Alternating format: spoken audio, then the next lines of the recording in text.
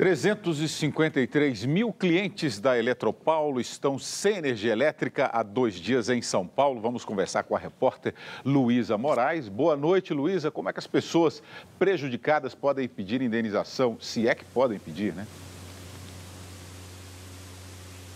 Boa noite, William. Boa noite a todos. O consumidor deve primeiro acionar a distribuidora. E caso não seja atendido, ele pode então recorrer à Fundação Procon ou ao Juizado de Pequenas Causas para ser ressarcido dos prejuízos que teve. A Eletropaulo afirma que o tempo para restabelecer as ligações de energia está muito acima do normal por causa do grande número de solicitações.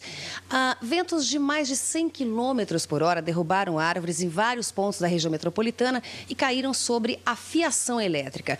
Hoje, a Fundação Procon multou em R$3.700.000 a concessionária pela demora em restabelecer o fornecimento de energia elétrica em um hospital de Osasco, que fica na região metropolitana de São Paulo. A unidade ficou mais de 9 horas sem energia e nem o gerador aguentou. Nesse período, alguns pacientes foram transferidos e aqueles que não podiam deixar o hospital, como por exemplo aqueles que ficam na UTI, tiveram que contar com a ação heróica dos médicos, que fizeram ventilação mecânica e até mesmo cirurgias usando a luz do celular. Acredite, uma amostra do que a falta de energia pode fazer com a saúde do cidadão, que, é claro, também provoca muitos prejuízos. Veja na reportagem. Imagine trabalhar com esse barulho. O som é do gerador deste prédio na Zona Sul, há 2 dias sem energia. Problema que também gera transtornos para o dono do estacionamento. Haja ouvido sem dizer o movimento também que cai, né? Não é interessante para a gente. Prejuízo também para os condôminos. Nesta clínica, a dermatologista está com medo de perder equipamentos que não podem ficar expostos ao calor. O que estava na geladeira foi parar no lixo. Nosso verão é muito quente, infelizmente bate sol, é tudo de vidro. Por mais que a gente abra as janelas, realmente foi muito difícil essa semana. No consultório, o ultrassom está ligado ao gerador e funciona com a temperatura acima da recomendada pelo fabricante. Tudo para não deixar de acompanhar as pacientes, algumas nos últimos meses de gestação. No comércio, é a perda da comida que preocupa os donos de bares e restaurantes. Quem manteve o atendimento teve que trabalhar no escuro e suspender o pagamento em cartões de crédito, porque as máquinas só funcionam com energia elétrica. Muitos prejuízos também nas residências. Comida estragada, impossibilidade de trabalhar em casa com computador e telefone celular. Pelas normas da Agência Nacional de Energia Elétrica, para conseguir indenização, o cliente deve apresentar queixa à própria distribuidora no prazo de 90 dias do ocorrido. A concessionária tem 10 dias para fazer uma vistoria gratuita no local. E no caso de equipamentos usados para conservar alimentos ou medicamentos, o prazo é de 1 dia. A empresa deve então informar em 15 dias se o pedido de ressarcimento foi aceito ou não.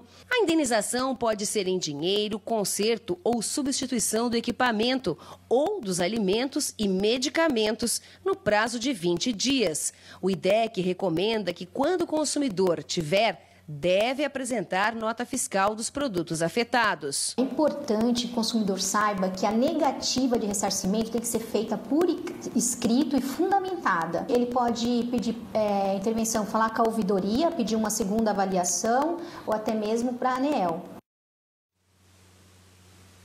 Nós estamos no consultório de um prédio comercial de uma região aqui na região Zona Sul de São Paulo, que está sem energia elétrica desde a última segunda-feira.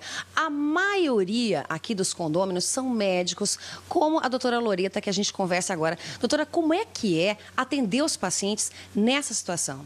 A gente se sente na África, sem luz, com calor e sem água. A gente está trabalhando aqui nas piores condições, pondo em risco a aparelhagem, fazendo gambiarra para ligar o ultrassom e atender as gestantes que vêm para cá para fazer o controle. A Eletropaulo devia fazer que nem a gente, né? Fazer hora extra, trabalhar até mais tarde, em vez de acabar o seu trabalho, bater o ponto 18 horas e não resolver o nosso problema, nem o do cidadão.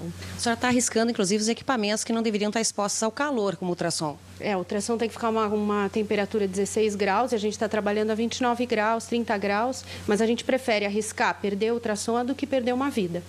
Muito obrigada, doutora. Lembrando também que a Fundação Procon deve entrar, talvez, com uma outra ação contra a Eletropaulo, porque ela está analisando mais de 1.000 reclamações que foram feitas desde o dia 29 de dezembro pelos usuários. Eu volto agora para o estúdio. William, é com você.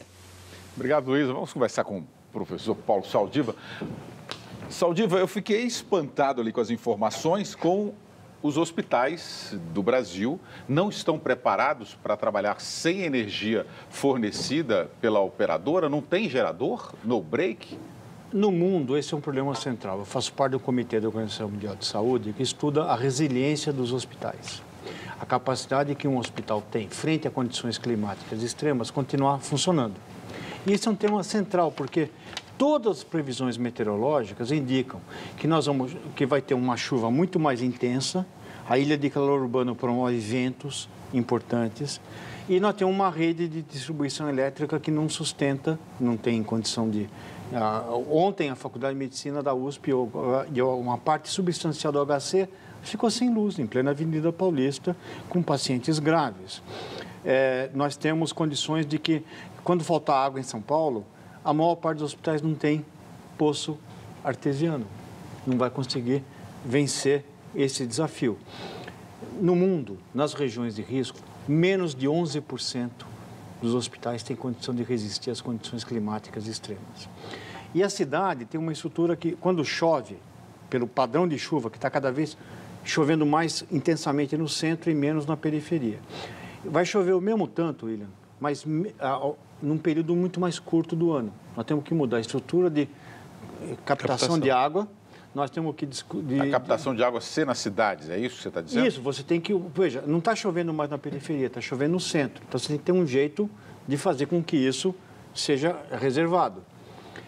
Nós não temos estrutura elétrica para aguentar. Veja, ventilar um paciente com ambu, aquela bombinha que fica lá durante horas, tem um prejuízo muito grande para a saúde e um prognóstico péssimo do ponto de vista de saúde. E a gente não tem...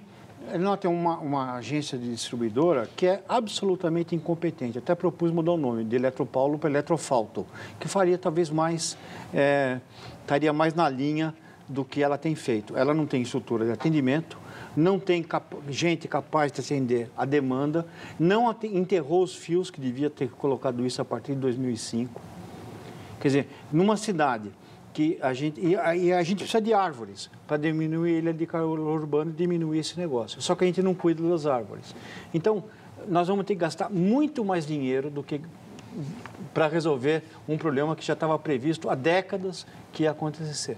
Ou seja, os nossos governantes têm que estudar mais.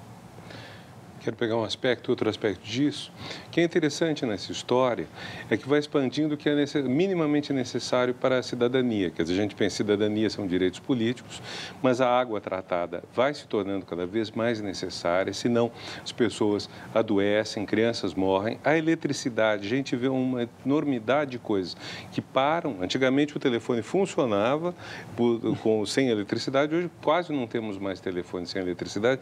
Eu acrescentaria a internet. A internet também, uma pessoa que não tem acesso à internet está tão limitada quanto todos nós ficamos nessa situação que a repórter mostrou. E isso cria um problema.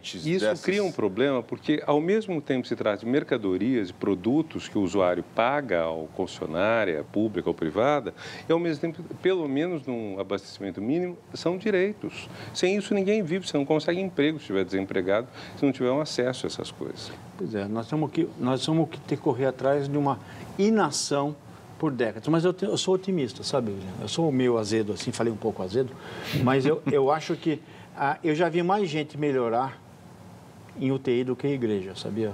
E essa doença, essa situação da gente perder tudo, vai criar o clima político para que você possa colocar investimentos que normalmente não eram... Você começa a pensar alternativas, na verdade é essa. A doença modifica a gente mais do que o Espírito Santo.